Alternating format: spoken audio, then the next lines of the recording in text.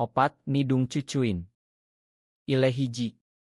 Di depan ratusan siswa dan guru yang terdiam membisu, kepala sekolah Pak Hadi menunjuk Andi dengan jari gemetar karena marah. Kamu tidak layak berada di sekolah ini, anak seperti kamu yang gay hanya akan merusak moral generasi muda, teriaknya keras. Suara menggema di lapangan upacara Benderasma Negeri 5 Jakarta pagi itu. Andi berdiri membeku, wajahnya memucat saat semua mata tertuju padanya, hatinya hancur berkeping-keping. Baru kemarin Oto dirinya bersama Dimas tersebar di grup kelas WhatsApp dan sekarang hidupnya berubah dalam sekejap. Angin pagi yang biasanya menyegarkan terasa seperti pisau yang menusuk dada Andi. Ia adalah siswa kelas IIPA yang selama ini selalu menjadi contoh anak teladan, nilai bagus, sopan dan rajin mengikuti kegiatan ekstrakurikuler. Tapi sekarang semua itu lenyap hanya karena satu rahasia yang selama ini ia jaga rapat-rapat. Dimas berdiri beberapa meter di belakangnya, mata pria muda itu penuh kekhawatiran tapi tak berani mendekat.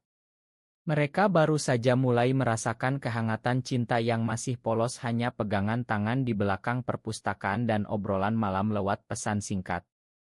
Andi ingat bagaimana semuanya dimulai 6 bulan lalu saat Dimas pindah dari Bandung dan duduk di bangku belakang kelas. Senyum pemuda itu langsung membuat hati Andi berdegup kencang. Mereka berdua sama-sama menyukai musik dan buku tapi tak pernah berani mengakui perasaan yang lebih dalam. Hingga suatu sore di taman sekolah, Dimas menggenggam tangan Andi dan berkata, "Aku merasa aman bersamamu." Kini semua itu menjadi senjata yang digunakan Pak Hadi untuk menghancurkan Andi. Setelah upacara selesai, Andi berlari keluar dari gerbang sekolah, air mata mengalir deras. Ia tak berani pulang langsung karena ibunya yang taat beragama pasti akan marah besar. Andi memilih duduk di halte bus sambil memeluk tas sekolahnya. Pikirannya berputar-putar. Mengapa Tuhan menciptakannya berbeda? Mengapa di Indonesia yang mayoritas Muslim ini ia harus merasa seperti penjahat hanya karena mencintai sesama pria? Teleponnya bergetar, pesan dari Dimas, "Andi, kamu di mana? Aku khawatir." Andi tak berani membalas. Ia takut menyeret Dimas ke dalam masalah yang sama. Sore harinya ia akhirnya pulang dengan langkah gontai. Ibu menyambutnya di pintu dengan wajah tegang. "Ada apa dengan sekolahmu hari ini? Tetangga sudah menelepon bilang kamu dihina di depan umum." Andi tak bisa bohong lagi. Ia menceritakan semuanya dengan suara bergetar. Ibu diam lama lalu berkata, "Kamu harus berubah, nak. Ini dosa besar." Malam itu Andi menangis di kamarnya sendirian. Ia merasa dunia menutup pintu baginya. Tapi di dalam hatinya ada api kecil yang mulai menyala. Ia tak mau menyerah begitu saja. Besok pagi ia akan kembali ke sekolah meski tak tahu apa yang menanti. Sementara itu di rumah dinas sekolah, Pak Hadi duduk di meja makan sambil merokok. Ia merasa telah melakukan tugas suci membersihkan sekolah dari pengaruh buruk. Tapi entah mengapa ada rasa gelisah di dadanya yang tak bisa dijelaskan. Ia mengingat adiknya yang dulu pergi dari rumah karena hal serupa, tapi Pak Hadi selalu menyangkal bahwa itu ada hubungannya dengan dirinya sendiri. Pagi berikutnya Andi masuk kelas dengan kepala tertunduk. Teman-temannya berbisik-bisik. Beberapa menjauh, beberapa lagi menatap iba. Dimas duduk di sebelahnya dan berbisik, "Kita hadapi bersama ya." Kata-kata itu memberi Andi kekuatan meski kecil. Pelajaran berjalan lambat. Pak Hadi tiba-tiba masuk ke kelas dan memanggil Andi ke ruangannya. "Di sana bullying dimulai lagi. Kamu harus minta maaf di depan seluruh sekolah besok. Kalau tidak aku usir kamu." Andi menggenggam tangan di bawah meja mencoba menahan air mata. Ia pulang dengan hati yang semakin berat. Malam harinya ia bertemu Dimas secara diam-diam di taman dekat rumah. Mereka hanya duduk berdampingan tanpa bicara banyak. Tangan mereka saling genggam. "Aku tak mau kehilanganmu," kata Dimas pelan. Andi tersenyum tipis untuk pertama kalinya hari itu. Tapi ia tahu perjuangan baru saja dimulai. Hari-hari berikutnya menjadi neraka bagi Andi. Setiap pagi ia harus mendengar bisikan di koridor, itu dia yang gay. Beberapa teman yang dulu dekat sekarang menghindar seolah ia penyakit menular. Bahkan Sinta sahabatnya yang perempuan mulai ragu-ragu meski akhirnya tetap setia. Aku tetap temanmu Andi, tapi keluargaku bilang hati-hati, katanya suatu siang di kantin. Andi hanya mengangguk paham. Tekanan dari rumah juga semakin berat. Ayahnya yang jarang bicara kini setiap malam mengajaknya sholat berjamaah dan membaca ayat-ayat tentang dosa. Ibu menangis diam-diam di dapur. Andi merasa seperti beban bagi keluarganya. Di sekolah Pak Hadi tak berhenti. Ia memanggil Andi setiap 2 hari sekali ke ruang kepala sekolah untuk pembinaan. Kadang hanya ceramah, kadang ancaman nilai rapor akan diturunkan. Andi mencoba bertahan dengan belajar lebih giat tapi konsentrasinya buyar. Dimas menjadi satu-satunya pelabuhan aman. Mereka bertemu di perpustakaan setiap istirahat siang, berpura-pura membaca buku tapi sebenarnya saling berbagi cerita. Aku juga takut Andi, aku Dimas suatu hari. Tapi melihat kamu berani membuatku ingin lebih kuat. Kata-kata itu membuat Andi merasa tidak sendirian. Suatu malam Andi menerima pesan dari nomor tak dikenal. Isinya foto dirinya dan Dimas sedang berpegangan tangan di taman. Kalau kalian tak berhenti aku kirim ke orang tua kalian. Andi panik. Ia tak tahu siapa pengirimnya tapi curiga salah satu teman yang iri. Ia ceritakan pada Dimas. Mereka memutuskan untuk lebih hati-hati tapi tak mau putus hubungan. Tekanan emosional mulai memengaruhi kesehatan Andi. Ia sering sakit kepala, tak bisa tidur.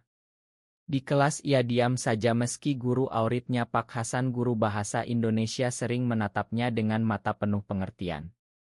Pak Hasan pernah diam-diam memberikan buku tentang penerimaan diri tapi tak pernah bicara langsung. Andi curiga Pak Hasan juga menyimpan rahasia serupa. Sementara itu di rumah Pak Hadi istrinya mulai bertanya. Kenapa kamu begitu keras pada anak itu? Apakah ada yang kamu sembunyikan? Pak Hadi marah dan mengatakan itu tugas moralnya. Tapi malam-malam ia sering terjaga mengingat adiknya yang dulu ia usir dari rumah karena ketahuan suka pria. Ia selalu bilang pada diri sendiri bahwa itu untuk kebaikan tapi sekarang rasa bersalah mulai mengganggu. Di sekolah rumor semakin liar. Beberapa siswa mulai membentuk kelompok yang mendukung Andi diam-diam, mereka kirim pesan dukungan anonim. Andi mulai merasa ada harapan kecil. Suatu sore setelah jam pelajaran ia dan Dimas berjalan pulang bersama lewat jalan belakang. Mereka berbicara tentang masa depan. Aku ingin kuliah di luar negeri, kata Dimas. Kamu ikut ya? Andi tersenyum. Untuk pertama kalinya ia membayangkan hidup di mana ia bisa bebas. Tapi malam itu foto baru tersebar lagi di media sosial sekolah. Kali ini dengan caption menghina. Andi menangis di kamar. Ia merasa dunia semakin sempit. Tapi ia memutuskan besok ia akan hadapi Pak Hadi langsung. Tak lagi diam. Tekanan semakin meningkat ketika Pak Hadi mengumumkan di rapat guru bahwa Andi berisiko dikeluarkan jika tak bertobat. Berita itu menyebar cepat. Andi dipanggil ke ruang kepala sekolah lagi, kali ini bersama orang tuanya. Ibu menangis, ayah diam saja. Pak Hadi bicara panjang lebar tentang moral, agama dan tanggung jawab sekolah. Andi hanya menunduk tapi di dalam hatinya ada amarah yang membara. Setelah pertemuan itu Andi bertemu Dimas di tempat biasa. Aku tak mau kamu menderita karena aku, kata Andi. Dimas memegang bahunya erat. Kita bersama ingat. Malam itu Andi mulai merekam percakapan bullying secara diam-diam menggunakan ponsel. Ia tak tahu akan digunakan untuk apa tapi ia merasa perlu bukti. Di rumah konflik dengan keluarga memuncak. Ayah berkata kalau kamu tak berubah kami tak punya anak lagi. Andi lari ke kamar dan menangis. Ia merasa kehilangan segalanya. Tapi pagi berikutnya ada kejutan. Sinta datang ke rumahnya membawa makanan dan berkata, "Aku tetap di sisimu apapun kata orang." Dukungan kecil itu memberi Andi kekuatan. Di sekolah situasi semakin tegang. Beberapa siswa mulai berani bicara mendukung Andi di grup kelas. Pak Hadi marah besar dan memanggil mereka satu persatu. Sementara itu Pak Hasan guru bahasa diam-diam mendekati Andi di koridor. "Jangan menyerah nak. Dunia lebih besar dari sekolah ini." Kata-kata itu membuat Andi curiga bahwa Pak Hasan mengerti karena pengalaman pribadi. Rumor mulai beredar bahwa ide bullying Andi bocor ke grup orang tua. Pak Hadi panik. Ia memanggil Andi lagi dan kali ini ancamannya lebih keras. "Kamu yang sebarkan ya. Aku akan buat kamu menyesal." Andi hanya diam tapi dalam hati ia tersenyum kecil. Ia tahu rekamannya aman. Di rumah Dimas juga menghadapi masalah. Ibunya yang single parent curiga dan bertanya langsung. Dimas akhirnya mengaku. Ibunya tak marah malah memeluknya. "Ibu ingin kamu bahagia." Berita itu memberi Dimas keberanian untuk mendukung Andi lebih terbuka. Suatu malam mereka bertemu lagi di taman.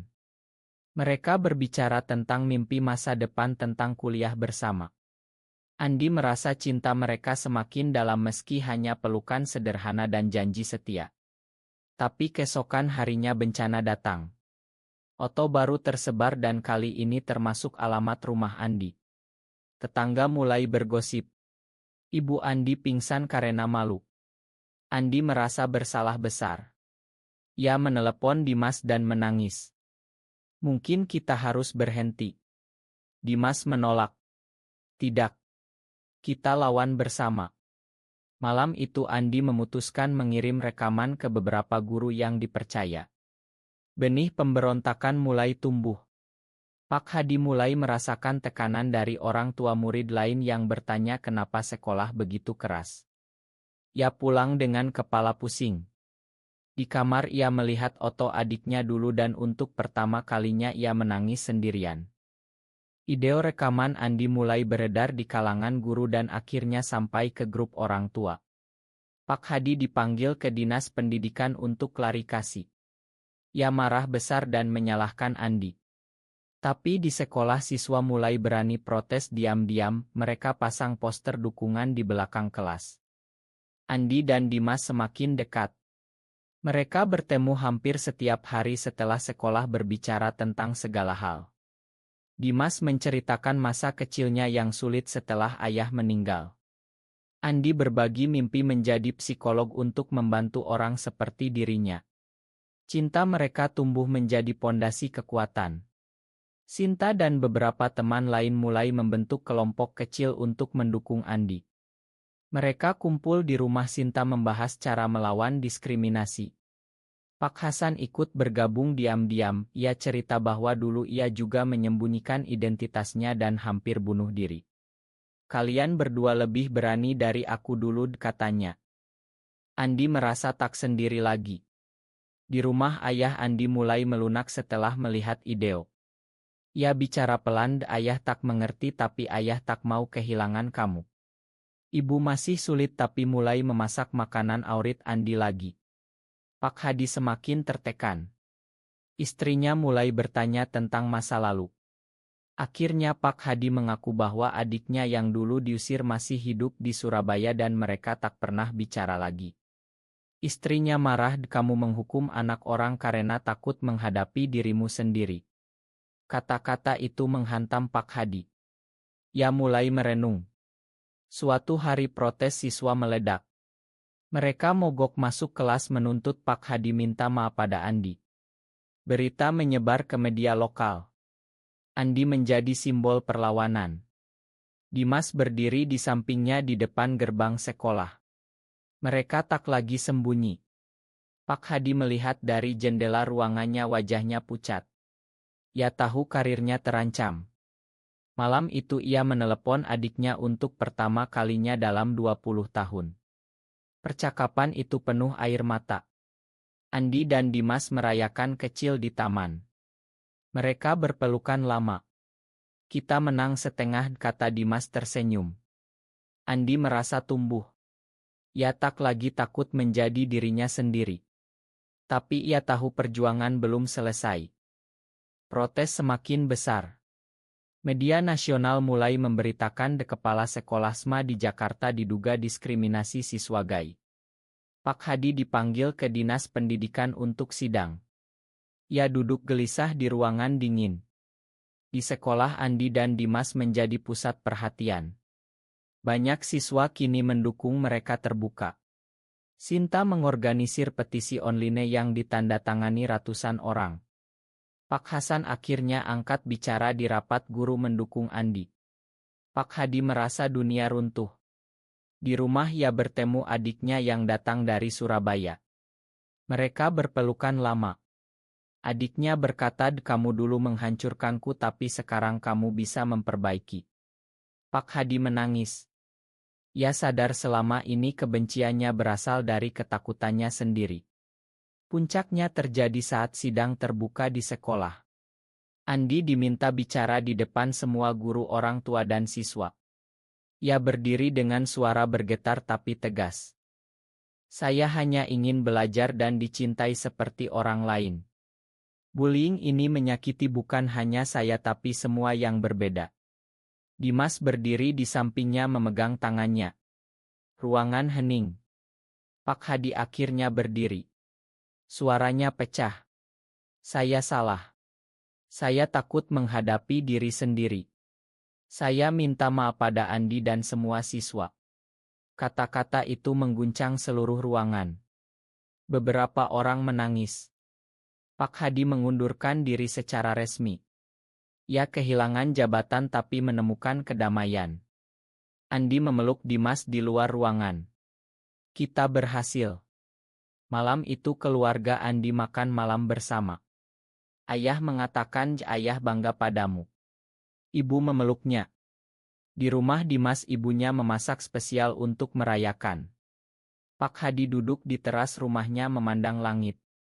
Ia menelepon Andi dan berkata, "Terima kasih telah mengajarkanku." Andi tersenyum. Perjalanannya belum selesai tapi ia sudah berubah menjadi pria yang lebih kuat. Dimas di sampingnya selalu ada.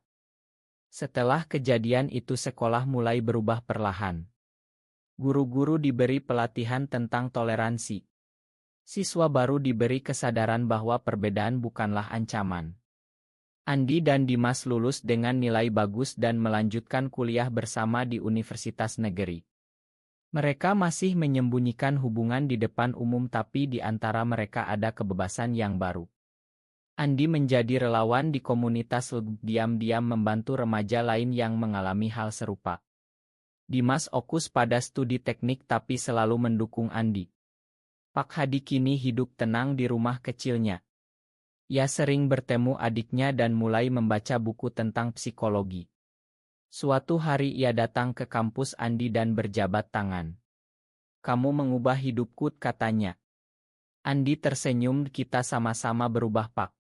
Keluarga Andi akhirnya menerima sepenuhnya. Ibu bahkan ikut acara keluarga Dimas. Sinta tetap sahabat terbaik dan sering berkunjung. Pak Hasan kini terbuka sedikit tentang identitasnya dan menjadi mentor bagi banyak siswa. Andi sering duduk di taman kampus memandang langit mengingat perjalanan panjangnya. Dari anak yang ketakutan menjadi pria yang bangga dengan dirinya. Dimas duduk di sebelahnya memegang tangannya. "Kamu hebat," bisik Dimas. Andi membalas, "Kita berdua hebat. Hidup masih penuh tantangan tapi mereka siap menghadapi." Masyarakat Indonesia perlahan berubah meski lambat. Andi percaya bahwa setiap cerita seperti miliknya bisa membuka pintu bagi yang lain. Ia menulis jurnal setiap malam mencatat perasaan dan harapannya. Suatu malam ia membaca ulang dan tersenyum. Perjalanan emosionalnya dari korban menjadi pahlawan bagi dirinya sendiri. Dimas memeluknya dari belakang. "Mau jalan-jalan?" Mereka berjalan di bawah bintang-bintang Jakarta yang ramai. Cinta mereka tetap kuat meski dunia masih banyak yang tak mengerti. Andi tahu bahwa kebahagiaan sejati datang dari penerimaan diri dan keberanian mencinta. Ia tak lagi takut. Apakah prasangka sosial selalu menghancurkan pelakunya tanpa ampun? Benar atau salah?